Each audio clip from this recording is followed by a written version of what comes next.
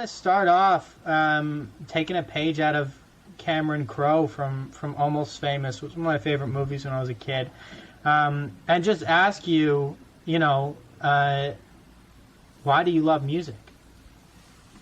Well, I love music because I think it is one of, if not the most powerful forms of art.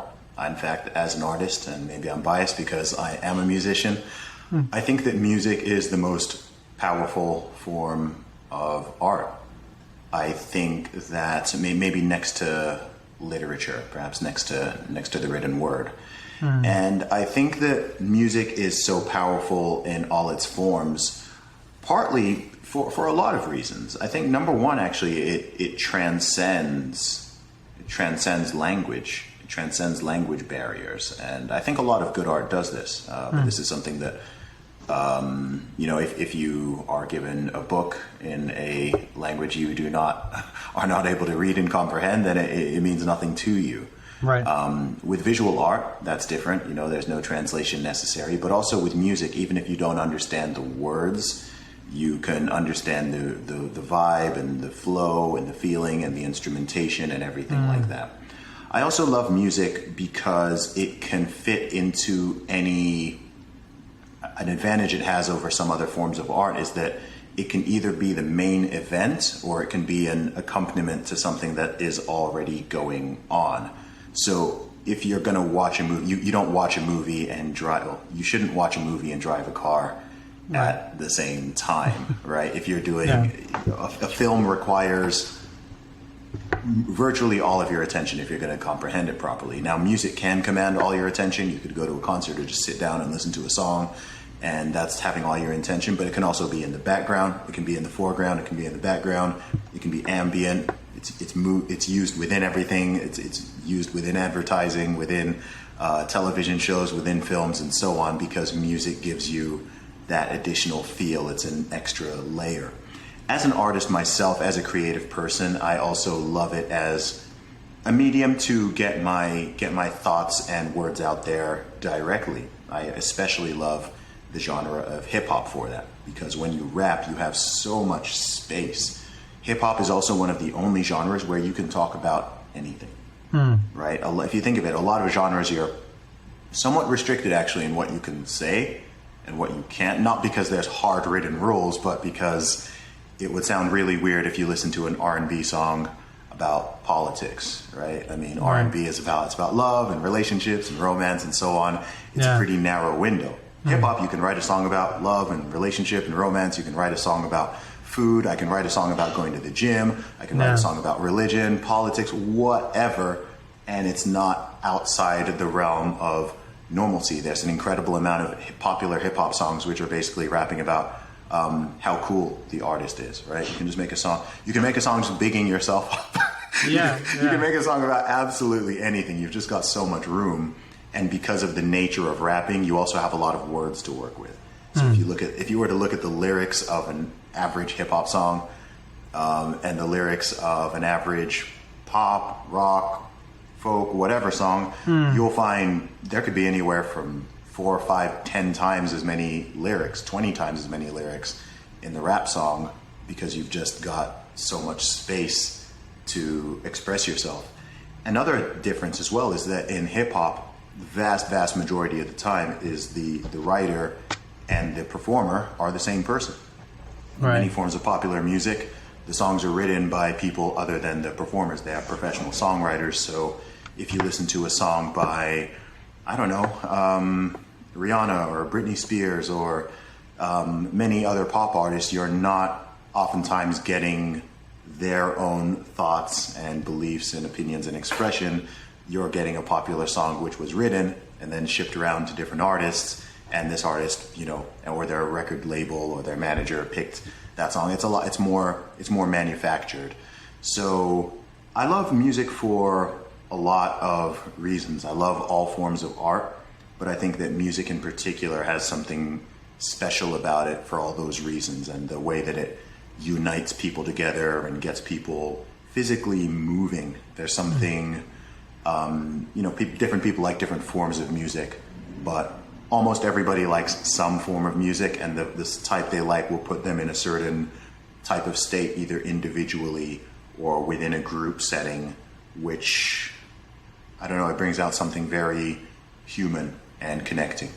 Yeah, absolutely. I think back to when I think of the origins of music, even of rap or hip hop, I think of like old bards, telling stories to medieval times. And Jonathan Gottschall, he's a buddy of mine, and he's a great writer. He wrote a book called The Storytelling Animal, about how telling stories is part of what makes us human. And music, in many ways, is, as you've mentioned, adjacent to literature, another way of telling stories about ourselves, about our families, history, relationships, whatever you want to call it.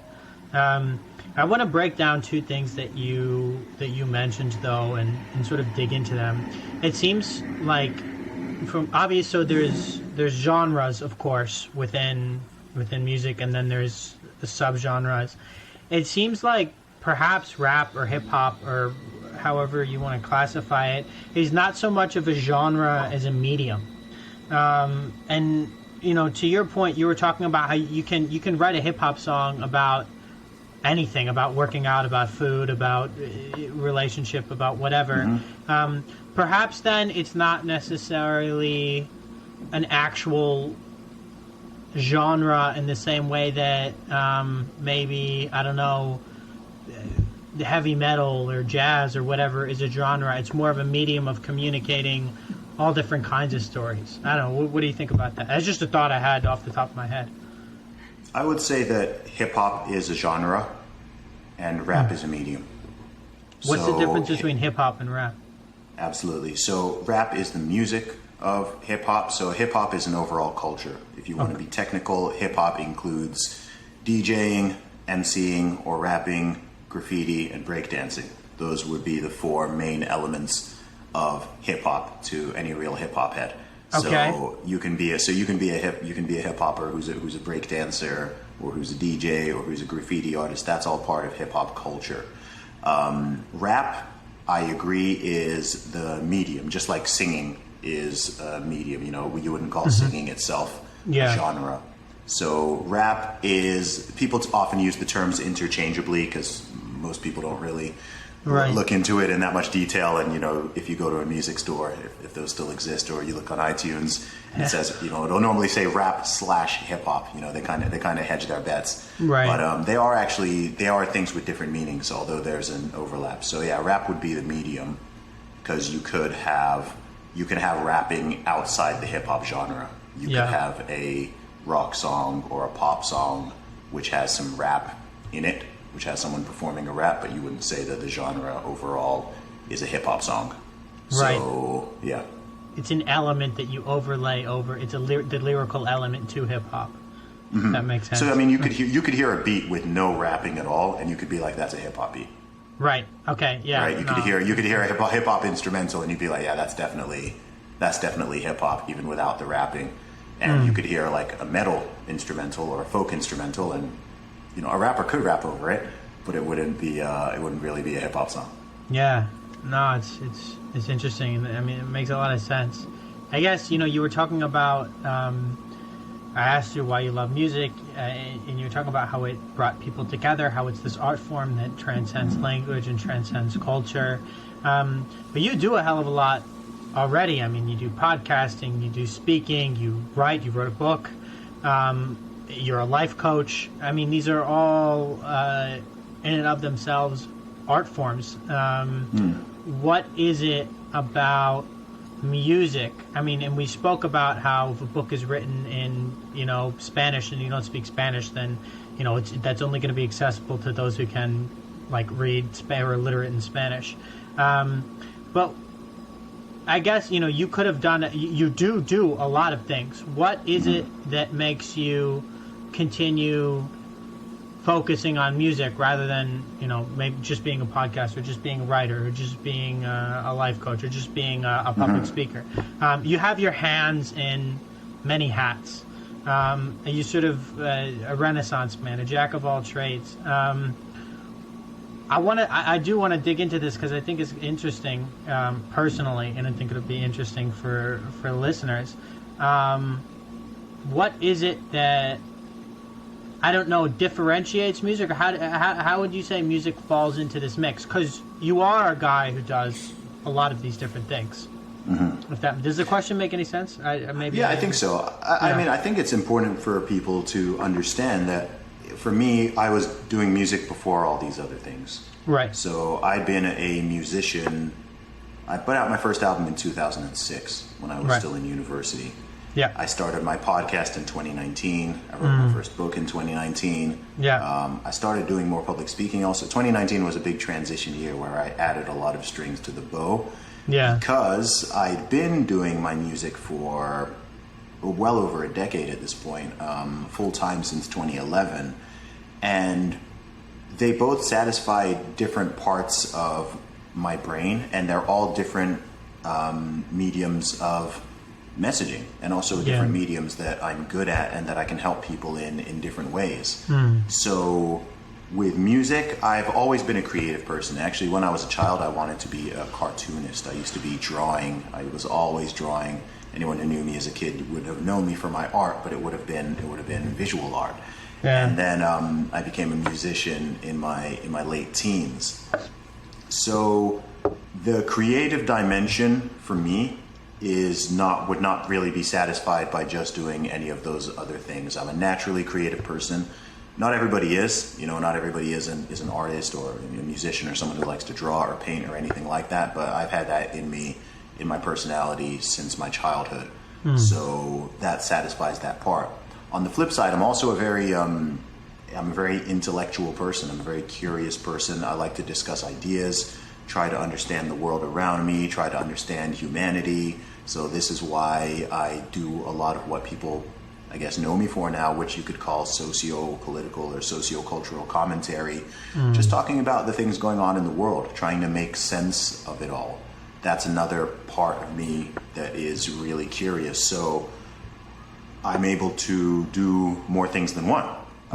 So why not? Also, I can help and inspire and motivate people in different ways. Not everyone's a hip hop fan, right? Not everyone's a rap fan. There are people out there who are fans of my work and what I do, but it's the podcast that they're more interested in, or it's the social commentary they're more interested in, or it's the fitness stuff and the writing, or it's the public speaking, or it's the music. Yeah. And that's fine. I used to, up until about 2019, 2020, I always wanted people to come in through the front door, right? I was like, look, I'm a musician, I'm a rapper, I want people to just know me for my music, and that's it, and that's what I want to reach. And then as time went on, I was like, you know what? I can't control what door people come through. My goal is to help, inspire, and motivate as many people as I can with my talents, my gifts, and my abilities. Yeah. So music is one of those things, and I can reach a certain segment of the population and a certain number of people with that. But it's like, hey, actually, you know what? I can also help people with this, or I also have some interesting ideas and thoughts or questions about this idea. So why not put it all on the table like a buffet, and then people can take what they want, instead of me saying, you know what, I like the chicken, right? I'm about, make sure you eat the chicken. Make sure you eat the chicken. Yeah. And it's like, actually, you know what? Like, look, there's the chicken there. There's also the salad. There's the rice. I'll just make what I'm able to make. Yeah. And you can pick and choose one or more of whichever elements appeals with you most. This is a great way to think. I'll tell you who really does this and has done this well on a high level is Joe Rogan. Yeah. So I think now, when most people hear of Joe Rogan, I'd imagine most people think of his podcast. Right. Majority. Yeah. But that's not the thing he's been doing for the longest. I don't think that's the thing he really set out to do and be known for. Yeah. He's a stand-up comic, and a very successful stand-up comic. He's also an MMA commentator. He's been commentating the UFC for a very long time. I mean, those are very disparate things. Yeah. They don't seem to be connected, but it's like, well, why would Joe Rogan just pick one of those? It's like, well, you can do all of them. Yeah. You're good at all of them. People like all of them. Sure, some people are more interested in one element than the other, but it's like, hey, just put your gifts out to the world and let it resonate how it resonates. So that's the way I think of it. Absolutely, yeah. I mean, it's this sort of, you're not American, you live in the UK, you grew up in Saudi Arabia, but I think of this American idea of self-invention, of just sort of like creating yourself. I mean, one example obviously we think of is Kanye. He's, on the one hand, he's a musician, on the other hand he's a fashion designer, on the other hand, he has his hands in all these different things. Or there's a guy, I wrote my senior thesis on him at Princeton, actually, named George Plimpton. He founded the Paris Review, which is this famous literary magazine. And he had his hands in so many different things. He was an amateur actor, and he played a little bit of professional golf, and a little bit of professional football, and a little bit of professional baseball, and a little bit of professional boxing. His thing was that he would go. It was called participatory journalism, or that's what he called it. It's sort of like Gonzo, Hunter Thompson kind of stuff. He would go, and play football with the pros and get the shit kicked out of him, and then come back and I was this tall, lanky white dude, going and playing professional football, or going and playing, just getting battered by Archie Moore in a boxing match. And then he would write books about it. He wrote a book called Shadowbox, which was his time where he learned about the human psyche from being a professional boxer for 5 minutes, or what he learned about professional football from playing professional football for the preseason with the team. And on the one hand, I like the buffet metaphor you used of, you want to connect with for the same audience in different ways, and then you also want to be able to connect with different audiences. And because you have an important message to share, and because you want to help people, that's one thing. I think for George, he was more of an entertainer, perhaps. Though I mean, his journalism, he was first and foremost a journalist. He founded this magazine and wrote about it. But for him, and wrote about all his misadventures. But for him, part of it was also just a joie de vivre, wringing the juice out of life. Is just why am I not going to go play professional football? Why am I not going to write? I have this collection of short stories by him called The Man in the Flying, The Man in the Flying Wheelchair, The Man in the Flying something.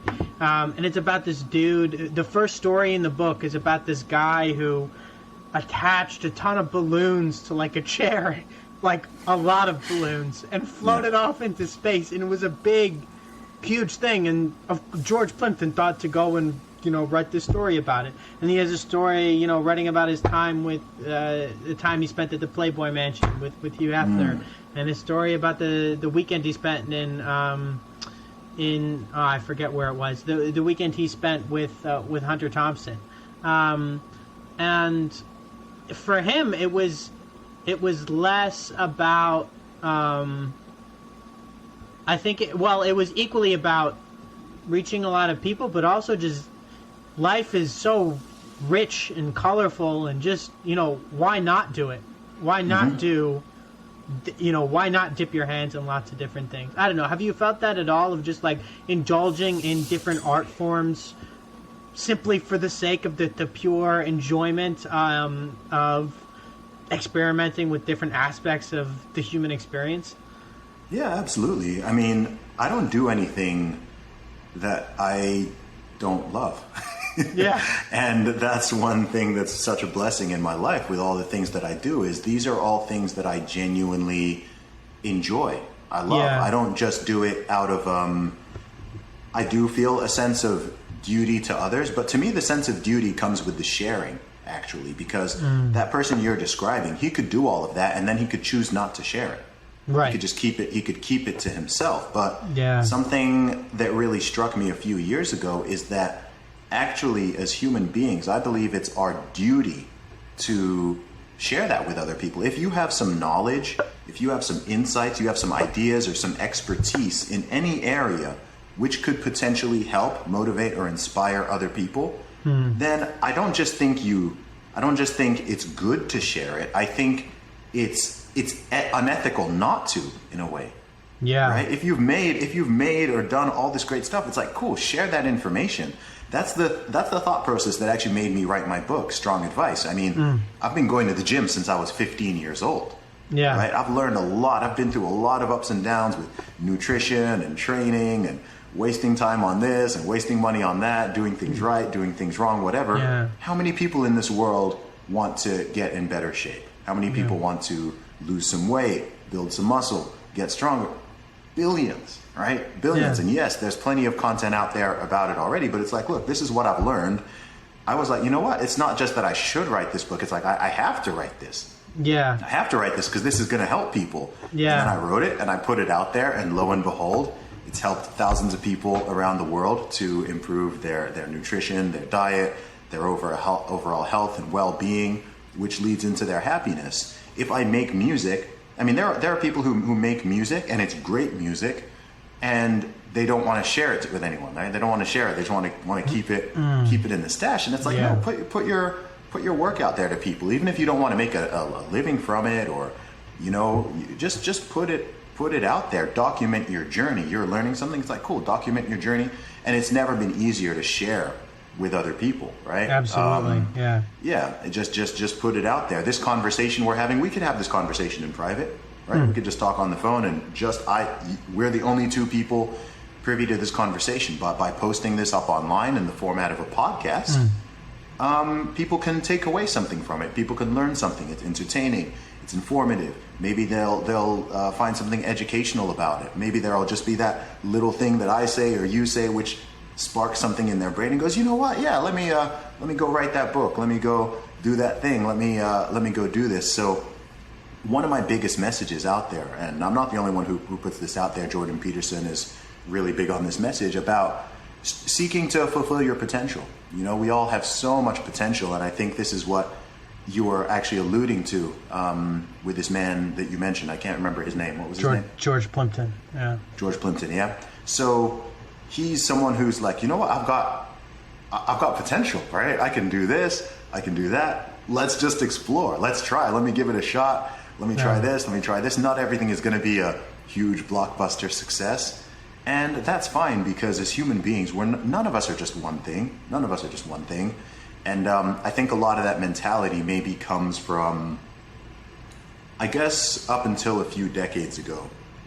Certainly when it came to professions and careers, human beings were very much specialists, right? Yeah. Like you, Scott, are a blacksmith. Yeah. You are a baker. Your job is you bake bread and you sell bread, and that's your thing, and you don't go outside that lane. Right. You're just that one thing. But I think that as the world changes and more opportunities arise and the technology changes, we actually all have the capability to explore a little bit more of what we are capable of, and even potentially make a living out of it or do it for a hobby or something like that. So you don't need to be totally one-dimensional. I think a lot of people expect or want others to be one-dimensional, because then it's a lot easier to just view them as that thing, right? Yeah. It would be easier for people's brains if it was like, Zuby's just a rapper. He's just a rapper. He's just an art. Like siloed. Just siloed. It would be a lot easier. People do this with all sorts of labels, by the way, right? Just, this person is that one thing, and you can just, whatever your beliefs about that thing are, you can then just apply it to that person. Yeah. So someone could be just like, you know what? I don't like rap. I don't like hip hop. And this person is a rapper. So therefore, I'm going to cast all of my assumptions and biases. And by the way, people have done this for me my entire career, and often look very foolish as a result, because they hear the word rapper, and of course their brain goes to a certain place, and then they just think, okay, well, I know everything about this person. Yeah. Right? He's going to believe this and this and this, and he's going to be from this background, and he's going to talk like this and have these beliefs and that. And then oftentimes they'll say something extraordinarily presumptive or ignorant and put their foot in their mouth. And it's like, oh, okay, maybe individuals and people are more nuanced and complicated than I gave them credit for. Yeah. Well, I think when somebody makes such a presumptive response or a presumptive statement, you can give a nice 2-word answer. Okay, dude. Okay. Okay, dude. That's Yeah. all. Yeah. That If it's not in your says Twitter it all. bio, then people don't think it's Yeah. don't think it exists, right? Like I've had people telling, oh, you know, like this person should go to university, or like, you know, this, like when people call me, you know, people will say that you're like, oh, you know, this uneducated. I've had people call me uneducated. It's like, bro, I've got a computer science degree from Oxford University. Yeah. Just because it's not in my Twitter bio and I don't talk about it all day long, doesn't mean that it's not there. But you know, they just see rapper, they're like, he's just an entertainer. He's just another stupid rapper. And yeah. You know, this happened to me the other day. I don't want to get too sidetracked on this, but it was funny. We have another Quillette podcast called the Quillette Podcast that Jonathan Kay is my colleague, hosts. And our latest episode was about this academic who was asking questions about some of the unmarked graves in Canada, the alleged unmarked graves of Indigenous children at residential schools.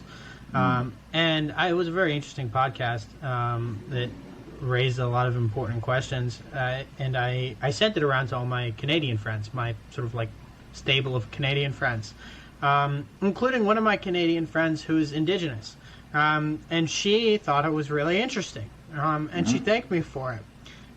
Then I sent in this, you know, some of the another Canadian guy said, I didn't follow this issue that much, but this white liberal girl, this not liberal, illiberal, this this big lefty girl who's white sent me this like essay about how I needed to educate myself about the, you know, history. I'm like, I don't need to educate myself about anything. I'm not stating anything. I've sent you a podcast. You can listen to it and make your own opinions, including disagreeing with it and saying, you know, this is wrong. But she goes, please educate yourself about Canada's problematic history with Indigenous people before sending me something like this. I go, and it was just funny that, like, the actual Indigenous person thought it was interesting, and then the white liberal freaked out. It's like, oh my God. And not that the Indigenous person stands in for all Indigenous Canadians, and not that this, you know, white lefty stands in for all lefties or all white people, but I just thought it was an interesting and representative example of some of the ways that discourse plays out. Another thing I want to point out, pivoting on the gym, I've been thinking about this recently. It's like, I only started going to the gym, I don't know, 2 years ago in 2020. And shocker of all shockers, you feel a lot better. Your energy levels are higher. You feel a lot better about yourself. You eat better, you know. And then when it comes time to eat shit, to eat, you know, burgers, fried chicken, whatever, you know, you enjoy it more because you're not eating it every single meal. And so I was just thinking to and then, like, you know, recently I sort of slipped, last month or two I was eating a lot of shit, and then I realized, you know, I gained 5 pounds, I need to lose this, time to start, you know, kicking up the cardio, and, you know, upping my protein intake and eating properly, and, you know, again, shocker of all shockers, I felt better after I started doing that. I look at some of the discourse today, and, like, a lot of these people complaining on the internet about XYZ, a lot of the problems could be solved if they just went to the fucking gym. Like this whole, you know, fat studies thing, fat acceptance thing, like body positivity thing, up to an extent, like, okay, I get it. But also, like, go to the gym and you'll feel better. We can't ask the rest of society to change the way they feel, or asking, you know, saying all my problems are going to be solved if I get, you know, gender reassignment surgery. Or all my problems are going to be solved if I become really involved in this protest movement. Or if I can just ask everyone else to change how they behave so I can feel better. It's like, take care of yourself. You know, before you go and try to take care of everybody. You know, people have this whole, I want to save the world. I want to save everybody. Take care of yourself. Make your own bed. You know, like, take care of your body. Is, I mean, it's yours. It's the one thing that's yours for your whole life. Like, Yes. stop fucking around with it. You know, like, go to the gym. Dude, so many interesting points raised there. I could talk on this one at length. The first part is I was smiling as you said that, because when people are new to exercising or eating right, oftentimes after decades of neglecting it, there's always this like shock and surprise that it works. Yeah, I know. There's always this like, right? Oh my God! Wow. Yeah. People are always sort of taken aback, like, oh, this exercise and nutrition thing like has got me feeling good. It's like Maybe there's something to it. yeah, those gym bros were trying to tell you, you know, because Yeah. I think due to so many sort of myths and stereotypes perpetuated, even from our childhood, even in cartoons, there's this notion of it being this superficial activity, right? You know, just going to the gym, it's purely superficial and just about, you know, looking buff and having big biceps and being able to bench a certain amount or whatever. It's like, Yeah. no, it's much deeper and far more holistic than that. And then coming on to the second point, I mean, I think, Scott, we live in interesting times in a lot of ways, and I've noticed certain threads particularly happening throughout the modern Western world. Number one, we live in the age of denial of personal responsibility. I think that's one of the biggest problems in modern society, is wanting to outsource responsibility and accountability, and so many people not being willing to just own up to their own responsibilities and accountabilities. To all of these things, they take the seed of something which has like a tiny kernel of truth. Like as far as I know, I mean, I think the concept of body positivity actually is supposed to, in its original form, it's supposed to relate to people who have like visible handicaps or disabilities, or people who have like been burn victims or something like that. Like they have something immutable about them. Yes. And it's like, look, like, you know, embrace that. And also people shouldn't be unkind, unpleasant, unfairly discriminatory towards someone who is overweight or has some, whatever it is, right? There's a big difference between saying,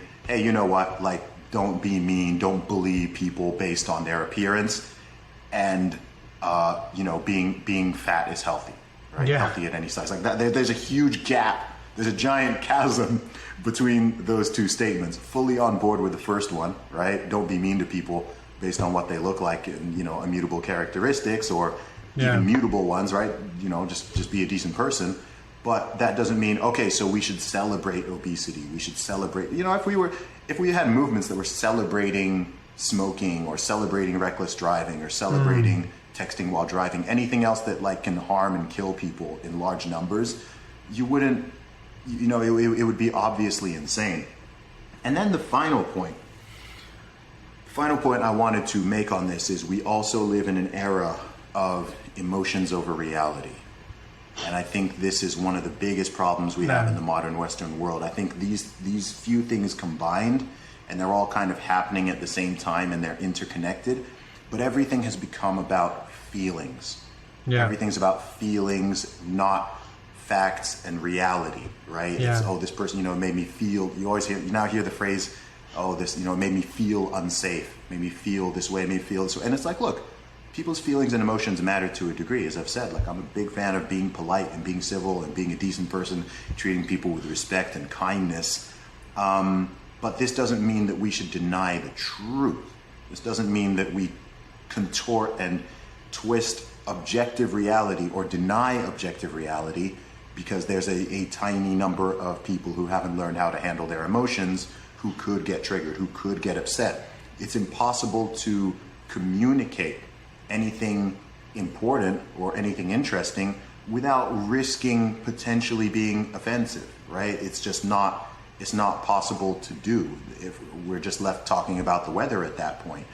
And I think one of the most important things as you grow as an adult, you grow into an adult, is understanding that, you know, you don't always get your way. Sometimes you get your feelings hurt. People will disagree with you. People have different opinions and different ideas and ideologies and viewpoints and all of that. And this is why you have to be able to learn how to communicate and interact with other human beings in society without being upset and butthurt and triggered all of the time. There are many things in this world that offend me. There are many people with ideas I dislike, or there's every day I go onto Twitter or on YouTube, I see plenty of people saying things that I may find wrong, just incorrect or wrong. There's some things I may find immoral. There's some things I may find kind of gross. There's things I may find blasphemous or offensive or whatever. And it's like, look, that's just part of living in a free, if you want to live in a free society, which not everyone does, but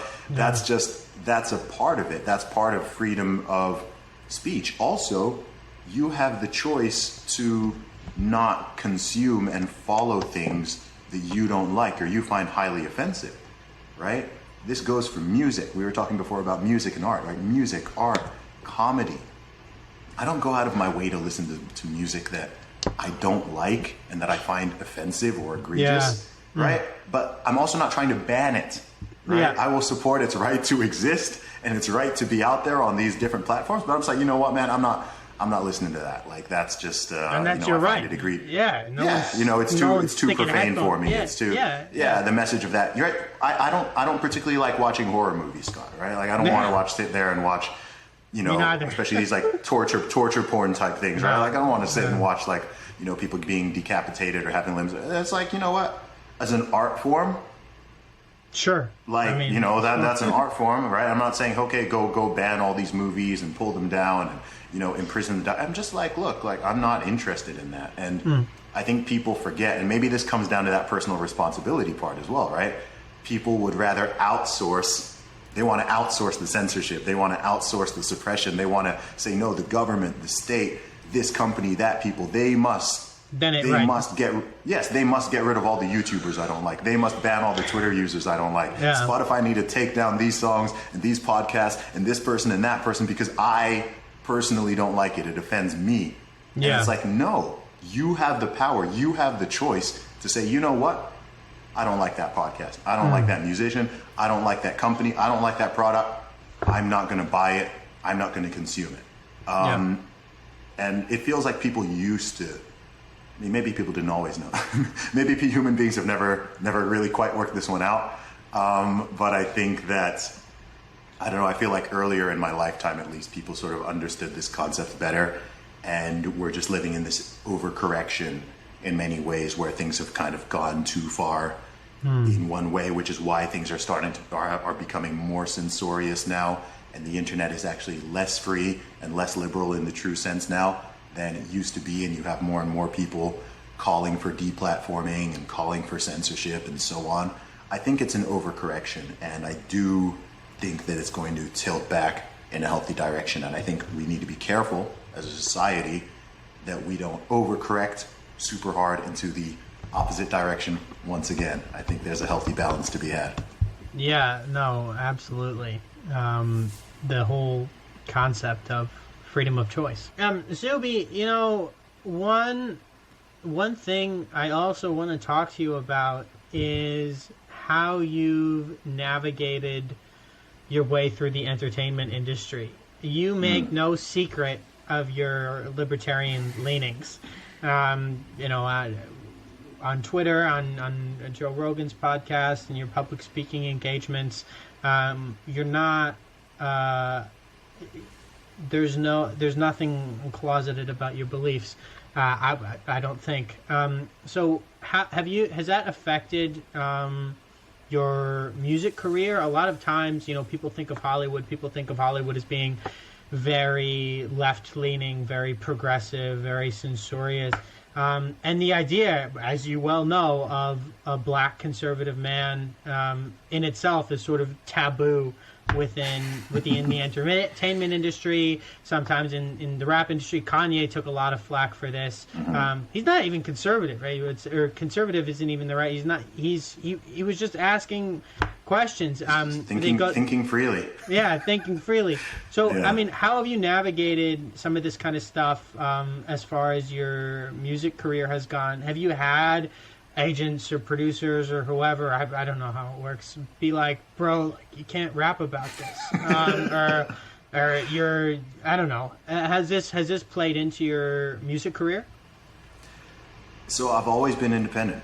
Like one thing a lot of people don't realize, I think especially now because my profile and following has grown so much, is I think a lot of people don't realize or fully appreciate that I am completely independent and always have been. Well, just describe to people what that mean, like in terms of you don't have a record deal, or like not just an adjective of being an independent person. Like what is being independent as a musician? Yeah, so I'm an independent musician. So I run my own record label, COM Entertainment. That's my own company. Every single one of my albums, EPs, and singles has come out under my own label. I have 100% control of the business, the creative aspects, all the decision making, absolutely everything I have 100% control of. I own the rights to all of my music. I call the shots. I book my own shows. I do everything. I've never had a manager. I've never had an agent. I probably will need a booking agent as things continue to grow. But I'm outside the industry. I don't consider myself part of the music industry. So I don't even deal with the music industry. I don't deal with labels. I don't deal with execs. I don't deal with managers. Never have. Not particularly interested in doing so. From very early on, when I started, I thought this is the right path for me to take. I'm going to take this DIY independent path. It will have many more challenges and hurdles in certain ways, but it will also avoid other pitfalls. Yep. And I will be able to take credit for my own successes, and I can also take responsibility for my own failures, things that don't go well. If I put out a song or I put out an album or whatever and I don't promote it, it's like, look, that's on me. I can't blame the label and say, oh, well, that person was supposed to do this. It all comes down to me. So in terms of me being able to articulate and express my views and ideas, it's something I've always done. And another thing I've done, which is, to me, it wasn't really a choice. It was something I was always going to do. But especially now that we live in this age, which is 2022 is very different from 2016 when I was starting out. Sorry, 2006 when I was starting out. The world has changed in many ways. But something I've done, and this is perhaps one of the most powerful things I think I've done, and something that will serve me well my entire life and career, is that I built my brand from day one on authenticity. Yeah. From the very beginning. You can go back and listen to my music from 2006, 2008, 2012. I'm consistent. I've always been myself. I've never pretended to be some super gangster who's dealing drugs or doing this or doing that. My music has no profanity. I have no cussing on any of my albums. Yeah. I've always been open about the fact that I'm a Christian and that I believe in God. I've always been open about the things I, promote or criticize, my ideas. So if you build off of authenticity, then that, number one, it's a lot. You can live with yourself, and that's a big part. I'm not someone who'd be able to look myself in the mirror if I knew that I was being very hypocritical or incongruent with my public persona and who I truly am. Another thing that happens is that a lot of people ask me if I'm worried about getting canceled, right? And the answer is no, I can't be canceled.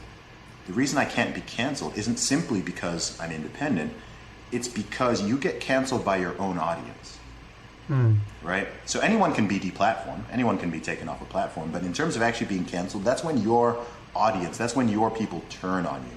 Only way I could be canceled is if I become a fraud, if I become inauthentic, if I stop speaking the truth, if I stop being who I am. There are so many people out there, there's public figures, celebrities, this ranges from politicians to musicians to actors, who they end up, I call it being held hostage by your own audience. Yeah. So because they haven't built off authenticity, they now, if they become authentic now, if they suddenly start to speak the truth and share their ideas or say that, say what they really want to, then they've built this audience of, hundreds of thousands or maybe millions of people who think and perceive them as something completely different. And so therefore, they're now held hostage. This can happen in individual relationships as well. Every day, for the past few years especially, through Trump and Brexit and BLM and all the COVID stuff, I've heard so many people telling me, man, like, you know, I lost a friend of a decade. I lost a friend, someone I've been friends with from school. I lost this friend, that friend. Why? Because I voted for Trump, because I voted for Brexit, because they found out I'm a conservative, whatever. I'm like, dude, how can you have a friend for 20 years and and they don't even know your beliefs and your values? Like, to me, that's like mind blowing. It's like, yeah, well, we used to just avoid that, and then they found out this, and I'm like, dude, like, you built the whole house on a shaky foundation. Yep. I've never lost a friend over any of this stuff. I'm a pretty outspoken guy. I'm pretty prominent out there now. And it's because we talk about these things. So, like, I know my friends' thoughts and ideas, and we have discussions and debates, and we have these ideas. I mean, it's a firm basis of our friendship and our mutual respect and love of each other, that we can talk about all these things, whether we agree, we disagree, whatever. We can talk about those things and not believe that the other person is, know that each person is coming from a good idea, even if we clash on a certain idea or on a certain issue or, you know, a certain belief. It's not because, oh, that person's just stupid or they're racist or they're this or they're whatever horrible word someone wants to take out there. It's like, no, they just have a different perspective because of X, Y, Z. This is where we differentiate. We agree on all these things, but I think this and they think that, and that's where we diverge.